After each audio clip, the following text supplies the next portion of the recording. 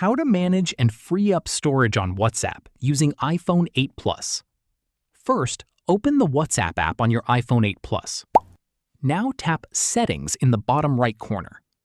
From here, tap Storage and Data. Next, tap Manage Storage. Here, you'll see how much storage WhatsApp is using, along with different categories of media. At the top, you may see items that are larger than 5 megabytes and media that has been forwarded many times. These can take up a lot of storage, so you can review and delete anything you no longer need. Go back and scroll down. You'll also see your WhatsApp chats listed based on how much storage they are using. Tap on any chat to see the photos, videos, GIFs, documents, and other media stored in that conversation. You can then tap Select and choose the files you want to remove. If you want to delete multiple items, simply select them together and tap the trash icon. And that's how you can manage WhatsApp storage on your iPhone 8 Plus.